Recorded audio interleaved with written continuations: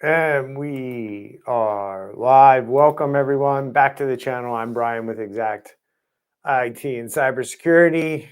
Welcome to a morning edition of Cybersecurity News Today.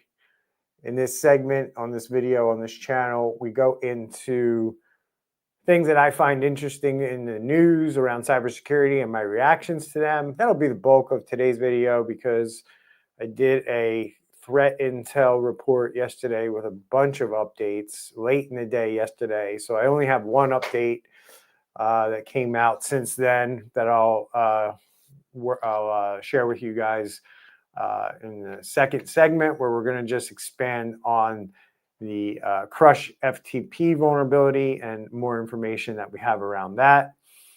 And then we have in the news, we're going to talk about the Twilio denial of a data hack on the heels of Oracle confirming that they had a actual breach, even though they were denying it initially. And that seems to be a trend that I want to kind of explore here with everybody, is these phenomena with companies coming out and denying the fact that they're hacked by cyber criminals when cyber criminals come out and say they did it. I mean, should you take the word for cyber criminal? I mean, if I look at cyber criminals' batting average when they do announce that they have a company, it's pretty high. So I think it's a misstep by companies to come out early on and say they haven't been hacked. But again, being involved with threat or with bounty hunting and finding vulnerabilities on companies' software and devices, when you approach them about their vulnerabilities, a lot of times you're met with the same resistance. So I'm not surprised that cyber criminals would be met with similar resistance.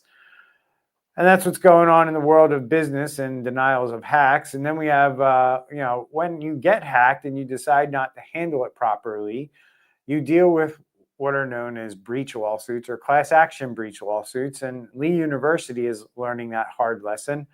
But I want to talk about, more importantly, the number of, when I research this stuff for the show, for the channel, the number of attorneys that are doing data breach investigations against private companies is kind of off the charts right now.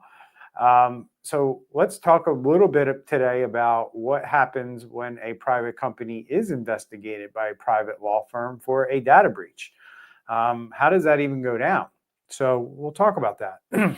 AI-driven cyber attacks are becoming a thing and a concern for a lot of researchers, and a report out of MIT discusses the imminent threat of AI-powered cyber attacks. As we see agents being built to help businesses become more efficient, it appears cyber criminals have also taken to AI agents to help them hack companies. So we'll let you know how far things have gotten so far in today's video. And then we'll take a look at ransomware trends, as a recent report reveals a surge in new ransomware players, indicating an alarming increase in cyber threats targeting various sectors. When you look at the data and you see that cyber crime has a bigger market share than cybersecurity, does it really boggle your mind that most people with cybersecurity skills or hacking skills turn to the dark side and go for cyber crime over actual noble causes like cyber defense, like I do and like people at Exact IT do? It's an interesting development that's playing out, but it's no surprise that new ransomware groups are cropping up left and right. It's a very lucrative market. I mean, ethics aside and the laws aside, if you're looking at it from purely a business standpoint and where the money's being spent, well, there's a lot more money being spent on the cyber crime side of things than on the cyber defense side of things, which is a sad statement for somebody like me to kind of come out and say. So let's get into it. Let's talk about what's going on at Twilio and what's happening in the rest of the world with all these cyber attacks. So without further ado, Twilio disputing a report of a data hack impacting almost 1 million customers here, guys. Not a small breach if it's true.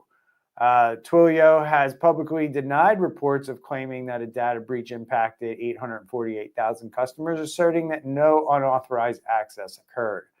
The incident highlights the critical importance of communication and transparency in cybersecurity, and companies must be clear about breaches to maintain customer trust and ensure compliance with regulations. So, in other words, Twilio doesn't have a lot of time to figure this out. Businesses should establish robust incident response plans that include clear communication strategies for stakeholders. Regular security audits and employee training can also mitigate these risks.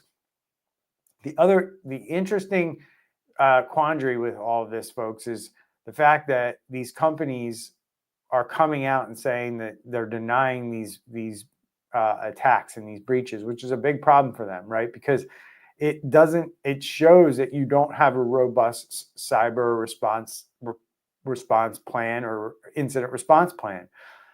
Part of your incident response plan should be an evaluation on whether or not we're going to come out publicly and say anything yet. And they're kind of quick to come out and say that, this isn't a thing for us. As we learned with Oracle and the article that I'm going to highlight next and talk about, they're confirming that they have a cloud hack that we've known about for 2 to 3 weeks, and they're dealing with multiple hacks in this time frame. And they've recently come out and said that their cloud systems were breached after initially denying the incident. And that's the problem right there. Your incident response plan should avoid you having to deny an incident and then come back out and say it's not true. Not only does it hurt your reputation as a company, but it also shows that you don't have a fully baked out incident response plan, because this should be part of your evaluation before you make any public statements. The breach at Oracle has only impacted about 140,000 customers, but unfortunately, those 140,000 customers were cloud instances. So it's not like it was like one person. It seems like 140,000 companies had their cloud exposed as part of this. The shift in Oracle's stance illustrates the complexities organizations face in managing public relation perception and during and after cyber incidents. It also raises concerns about data integrity and customer trust, because if you're going to come out and say nothing bad happened here and then have to kind of in the middle of the night say, yeah, something actually did happen, you got problems, and you're going to have to deal with customers who want to have answers, because you're giving mixed signals and giving people a false sense of security. And when you do that, you don't allow them to properly implement their own response strategies. So organizations should implement a multi-layered security protocol and conduct regular pen tests to identify these vulnerabilities. That's how you figure this stuff out. You have to do tabletop exercises. It's like drama for IT. It's as crazy as it sounds, right? So you need to conduct tabletop exercises and go through various scenarios. People do the same tabletop exercises. They do tabletop exercises that deal with business email compromise or data breaches. Well, what about a tabletop exercise where you get a threat from a threat actor saying that they stole your data or they have something of yours that's held hostage? Gone are the days, as I'm going to prove here in a few minutes in an article, where cyber criminals feel like they need to encrypt your data to steal your money. All they need to do is get to your data. And if they can get to your data, they can steal your money, because they can extort you over the fact that they are going to release that data. And that's what happened to Lee University here, right? Lee University faces a class action lawsuit for negligence after a data breach affected thousands of students and staff. And this is what cyber criminals know. They know what you're up against. So when they threaten you to release data, it's like, all right, you're either going to pay me or you're going to pay a bunch of lawyers and deal with a bunch of lawsuits and legal problems. And that's what you're seeing here at a widespread. If I pulled up and shared my screen and did a Google search for you that showed you all the data breach lawsuits that are just out there today, right? Because here's what lawyers are doing. Lawyers are writing blog posts to market their services about specific data breaches. So if they're aware of a certain company had a data breach, certain company's information spilled over on the dark web, you have lawyers running to the internet creating blog posts about that company's data breach and basically saying, if you were an employee or you were a customer of this accounting firm or this law firm or whoever got hacked, right? They are saying, like, contact our firm because we're investigating this company and we're potentially looking at a class action lawsuit here. And this is, the internet is chock full of these blog posts and these advertisements by these lawyers. And there's a lot of companies right now who are under investigation by private law firms as a result of their data breaches. So institutions should prioritize data protection through things like encryption and access control, making sure that you're limiting access and only giving access to people who need it. Make sure you're training your users on a regular basis on things like data handling and cybersecurity so they know what to look out for. This is essential to minimize risks for things like data breaches because most data breaches occur because an employee was unaware and fell for a social engineering scam like a phishing email where they were able to steal that employee's username and password and credentials and log into things and steal this information. So it's a tough situation out there for businesses right there, folks. You have a lot of things going on. You have a lot of hacks, a lot of breaches, a lot of different ways that cyber criminals are going after companies. And if you choose to not negotiate with the cyber criminals, trust me, and if you're in cyber defense or you're in cybersecurity, you need to be making your management team aware and the higher ups and the people who make decisions in your company, folks, you need to be making them aware of these situations where, like, if you don't pay the ransom or if you don't do this and negotiate with the cyber criminals. I mean, look, nobody wants to negotiate with cyber criminals, but understand making a decision around that and saying, like, yeah, we're not going to negotiate with cyber criminals. Understand what that means. It means that you might have to face class action lawsuits for not handling your cybersecurity properly or not handling the incident properly when you are in the middle of the cyber attack. That's things we are all seeing and you need to pay attention to and be aware of.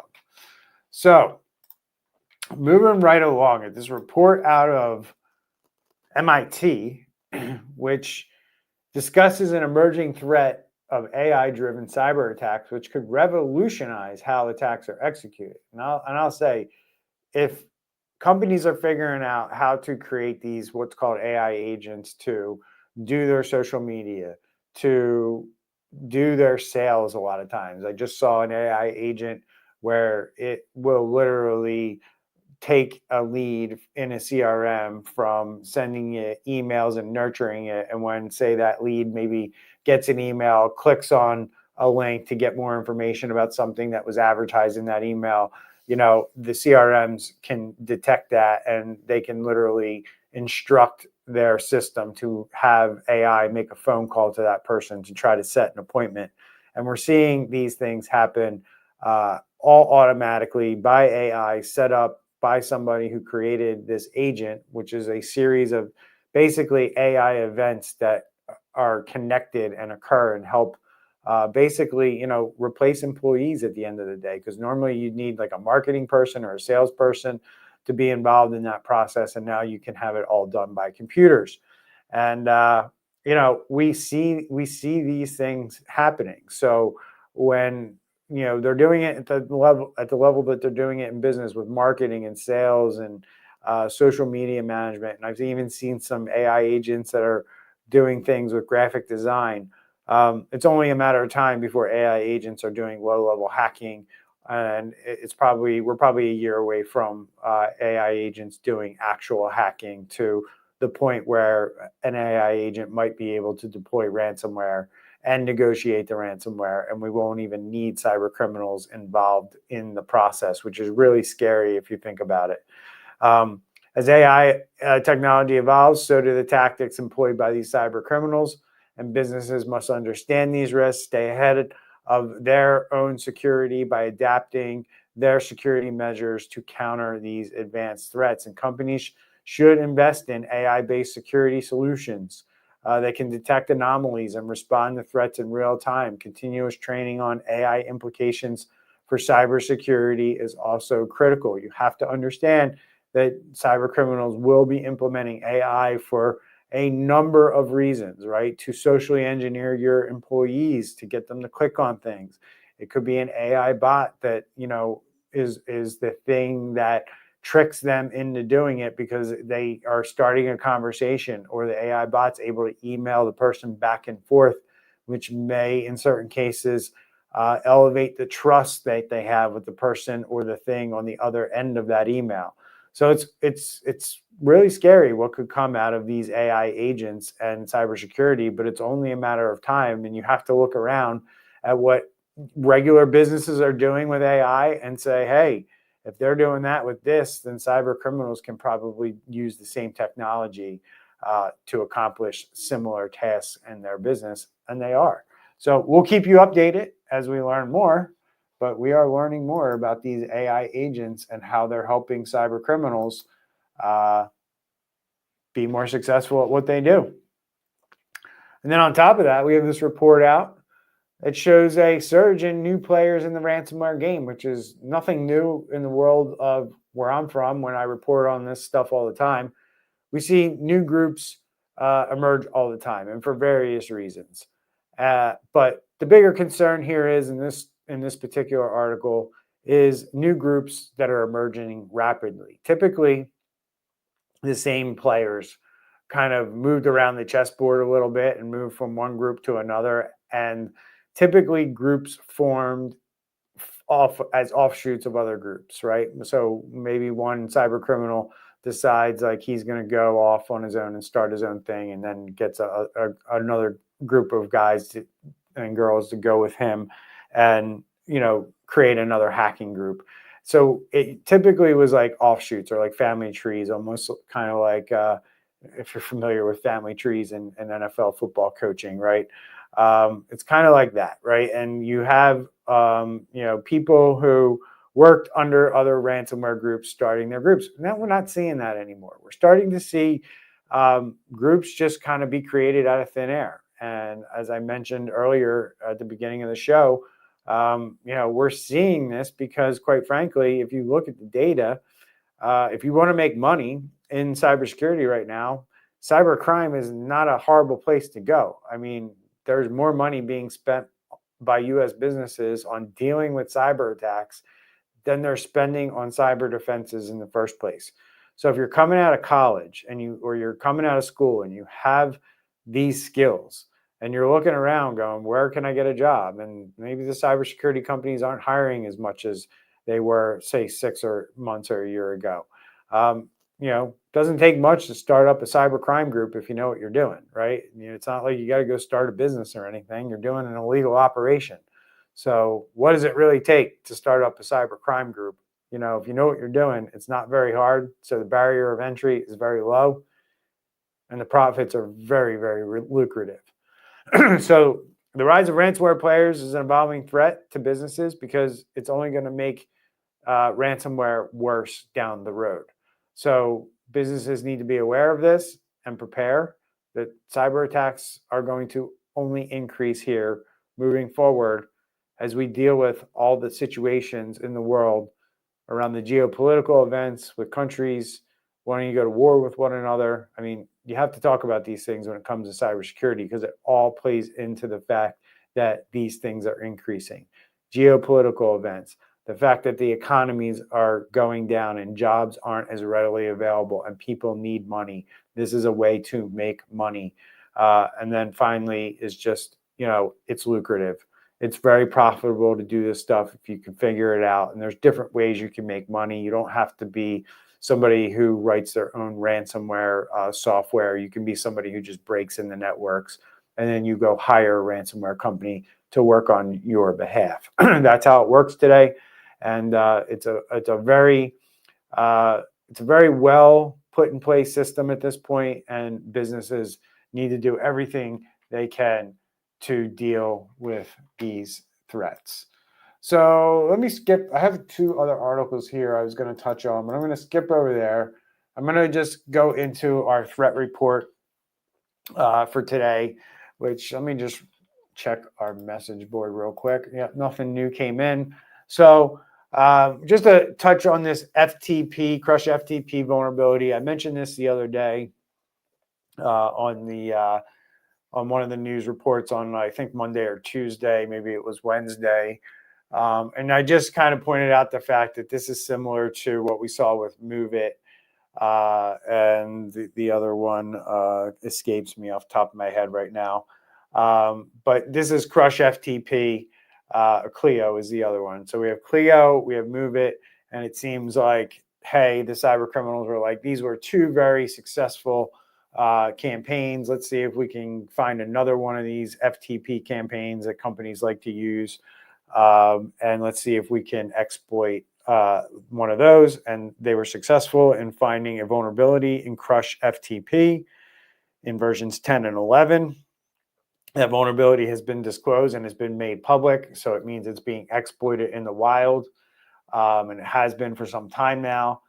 And unfortunately, it's one of those severe ones that allows remote attackers to gain unauthorized access to the system. And while the incident underscores challenges with these vulnerability disclosure practices and companies' abilities to get their systems patched in a timely manner, it highlights the rapid exploitation potential when vulnerabilities are made public without proper coordination, meaning they kind of released the patch, they let everybody know about it, and they were like, quick, you need to update. And in that time, these cyber criminals are going crazy, hitting as many companies as they can. And they are usually very successful with this stuff, folks. They usually hit dozens, if not hundreds of companies and hit them with ransomware or steal their data and, hit them with a extortion demand for not releasing that data. Users must immediately patch the Crush FTP version 10 and 11 or later to the newest version. If immediate patching is not feasible, then you should enable a DMZ perimeter network. And that can serve as a temporary workaround until you can take the system offline or do whatever you need to do to get it patched. So it's a big deal, only because we saw the extent, as I mentioned, when it came to the other two FTP, Clio and Move It. There were hundreds and hundreds of companies that were exploited. And I don't know how popular Crush FTP is, but if there's hundreds and thousands of companies using that, then we're only going to end up hearing the same types of stories, hearing more and more companies ending up on dark web leak sites for these criminals. And, that's why we could be seeing things like Oracle being hit. And who's the other one that I just mentioned? I don't even remember. There's so many. Lee University, but that's probably not one. Twilio. It could be Twilio that's using some kind of flavor of Crush FTP, and that's how that all that information got out there. So we will see. So just a couple other ones I wanted to touch on. I'll just throw them up here quickly. 100 international shifts from ransomware to pure data extortion.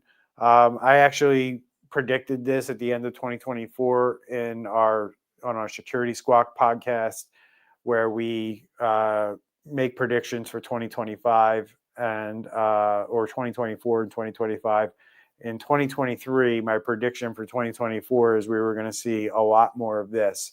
Ransomware was going to go away, and we're going to see just data being stolen and companies being held ransom for that. And we are seeing that.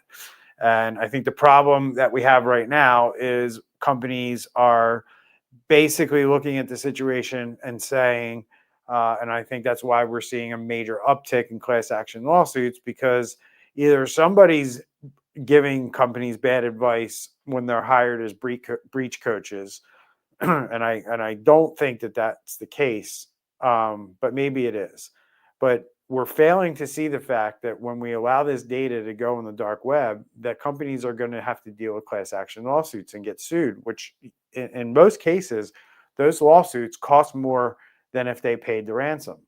So it's almost like it feels like companies are going through ransomware events or going through events like this, and they're saying, we have backups. As long as we can restore from a backup and continue to operate, we don't care that you stole this data. I mean, that could be one attitude that businesses have, and why we're seeing all of this data being, sold on the dark web like we're seeing.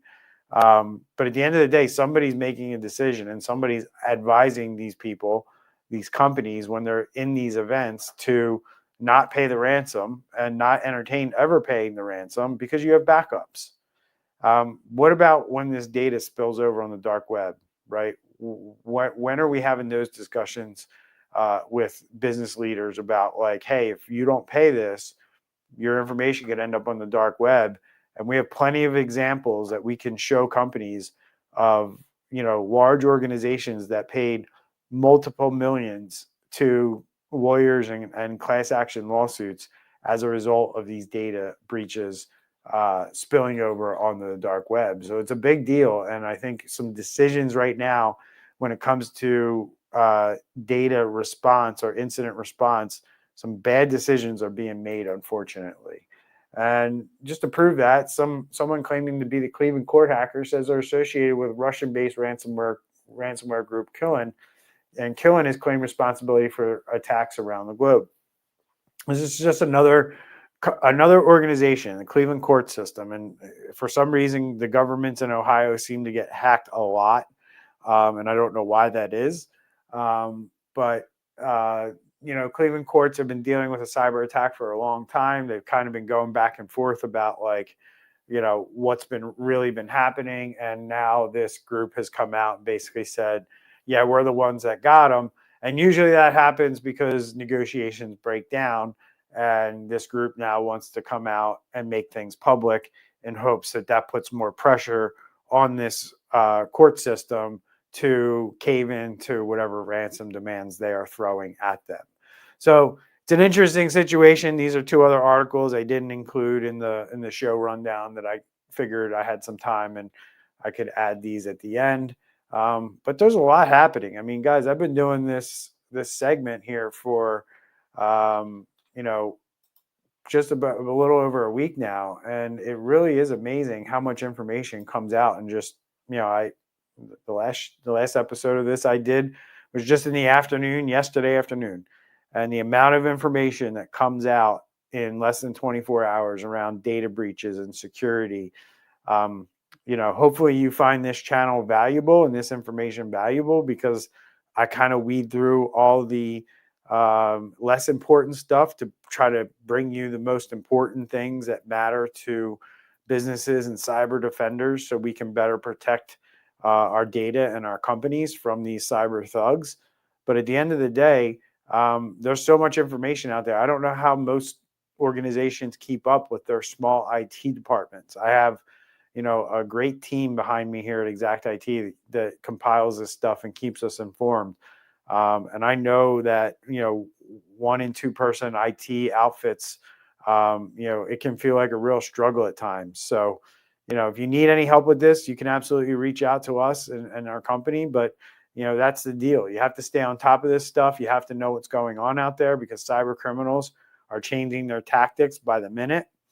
And they're really just doing it to evade every cyber defense that you throw up. So if they figure out a way around something that you might have up, you might not be as protected as you think you are. So this is why you have to pay attention to this stuff. You got to know when your firewalls have vulnerabilities. You got to know when the devices that you've installed in your company's networks have vulnerabilities, so you can deal with them quickly. And you need to know what threats are out there and how cyber criminals are exploiting and getting around your cyber defenses. So I'm Brian with Exact Cybersecurity. Hope you enjoyed the episode today.